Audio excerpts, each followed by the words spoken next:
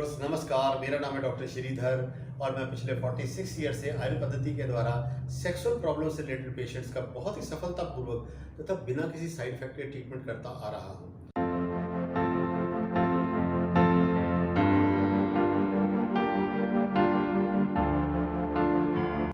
आज हम अपनी इस वीडियो में बात करेंगे loss of libido, loss of sexual desire या काम इच्छा शक्ति के कम होने के बारे में कि इसके कौन कौन से कारण हैं और इसे कैसे ठीक किया जा सकता है। तो जब भी हम अपने सेक्सुअल प्रॉब्लम से रिलेटेड पेशेंट्स की डिटेल्ड हिस्ट्री नोट करते हैं तो हम मेनली 4 सिम्टम्स के ऊपर फोकस करते हैं। Number 1 desire, number 2 erection, number 3 penetration and number 4 orgasm और इजैकुलेशन। इन चारों सिम्टम में से जो डिजायर है वो सबसे इंपॉर्टेंट और सबसे अहम है, क्योंकि without a strong sexual desire a successful intercourse is next to impossible, यानी कि वो सेक्सुअल इंटरकोर्स हो ही नहीं सकता। तो इसलिए आज हम इस वीडियो में बात करेंगे सेक्सुअल डिजायर के कम होने के कारणों के बारे में। तो जो सेक्सुअल डिजायर के कम होने के कारण है वो 2 तरह के होते हैं। एक होते हैं मानसिक कारण और दूसरे होते हैं शारीरिक कारण। मानसिक कारणों को हम बोलते हैं साइकोसोमैटिक कॉजेज और शारीरिक कारणों को हम बोलते हैं ऑर्गेनिक कॉजेज। तो साइकोसोमैटिक कॉजेज के बारे में पहले बात करेंगे। तो उसमें पॉइंट नंबर 1 जो सबसे पहला पॉइंट है साइकोसोमैटिक कॉजेज में, वो है deterioration of relationship between the partners और disturb intrapersonal relationship between the partners.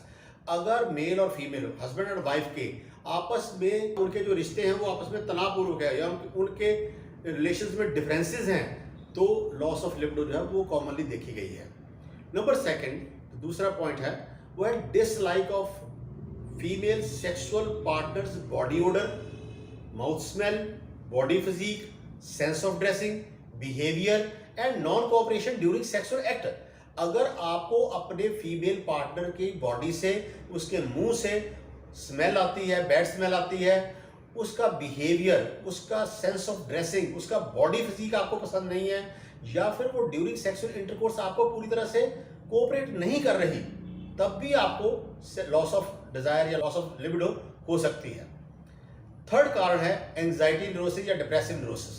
हमारी बॉडी के अंदर मेनली 4 हार्मोन्स होते हैं जो हमारे ब्रेन के अंदर मूड लाइन को और बॉडी के अंदर लाइक्स एंड डिसलाइक्स, बिहेवियर और हमारे एनर्जी लेवल को मेंटेन करते हैं।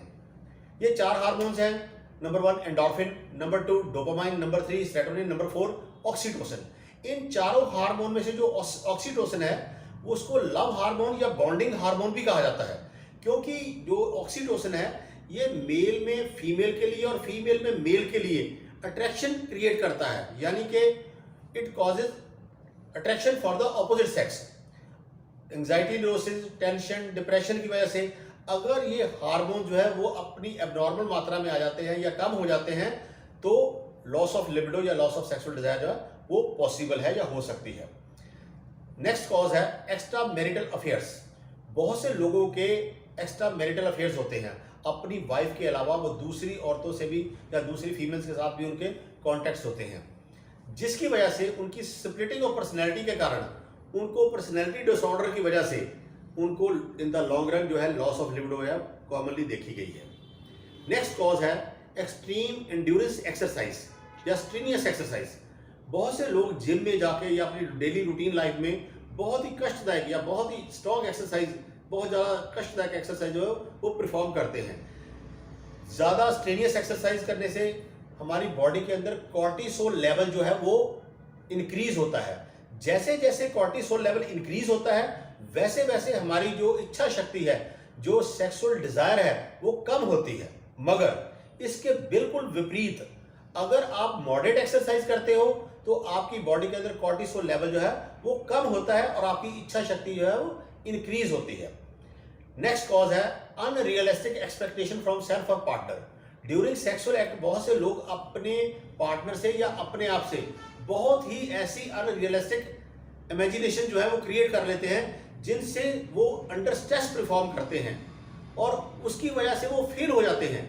That one failure lead to second failure lead to third to fourth, and it become a chain of failures। जो चेन ऑफ फेलियर्स होती है वो हमें इन्फीरियरिटी कॉम्प्लेक्स और हमारी इच्छा शक्ति को कम करती है। नेक्स्ट पॉइंट है underestimation of self sexual potential by watching porns. बहुत से लोग पॉज में दिखाए गए strong, energetic, well planned, well behaved sexual intercourses के साथ अपने सेक्सुअल पोटेंशियल को कंपेयर करना शुरू कर देते हैं कि हमारा सेक्सुअल पोटेंशियल या हमारा जो सेक्सुअल एक्ट है वो उनके बराबर क्यों नहीं है। तो इससे उनके अंदर हीन भावना के साथ साथ उनका जो लिबिडो है या उनका जो सेक्सुअल डिजायर है वो भी धीरे धीरे कम होनी शुरू हो जाती है ड्यू टू इंफीरियरिटी कॉम्प्लेक्स और due to wrong comparison. Next point है lack of fetish in your female partner. Fetish का मतलब होता है कि it's a sex stimulating factor. Male जो है वो फीमेल के अंदर और फीमेल जो है मेल के अंदर इस फीटिश को फील करती है या उसे देखती है, सुनती है। आपने देखा कि बहुत से लोग जो हैं मेल जो है वो फीमेल की ब्रेस्ट के ऊपर फोकस करते हैं ड्यूरिंग सेक्सुअल इंटरकोर्स, या उसकी आइज के ऊपर या उसके हेयर्स के ऊपर या उसके सेंस ऑफ ड्रेसिंग के ऊपर या उसकी वॉइस इंटेंसिटी के ऊपर फोकस करके अपने पोटेंशियल को इंक्रीज करते हैं ड्यूरिंग सेक्सुअल एक्ट।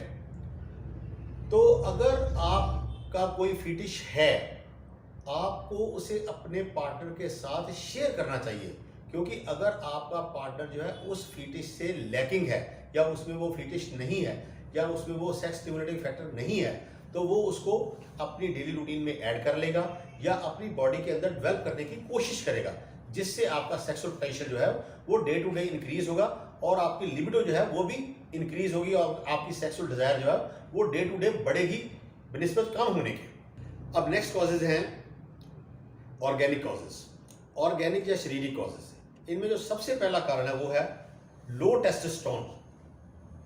हमारी बॉडी के अंदर या हमारे ब्लड के अंदर जो अगर किसी का टेस्टोस्टेरोन लेवल जो है वो 300 नैनोग्राम से कम है और उसका सीरम प्रोलैक्टिन बढ़ा हुआ है तब भी आपकी सेक्सुअल डिजायर जो है वो कम हो सकती है या आपको लॉस ऑफ सेक्सुअल डिजायर हो सकता है। नेक्स्ट कॉज है कुछ डिसीजेस, लॉन्ग टर्म डिसीजेज या क्रॉनिक डिसीजेज जिनको हम बोलते हैं, उन डिसीजेज में भी सेक्सुअल पोटेंशियल जो है वो कम हो जाता है, जिसकी वजह से इच्छा भी कम हो जाती है। ये कारण है number 1 uncontrolled diabetes, hypertension, thyroid problems, sleep apnoea, schizophrenia, obesity, Parkinson, multiple sclerosis, arthritis, rheumatoid arthritis and there is a long list of diseases.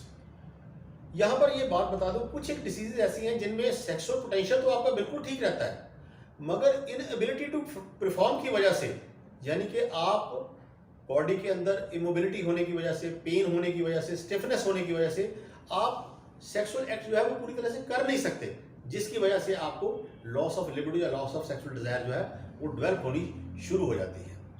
Next cause है एडिक्शंस।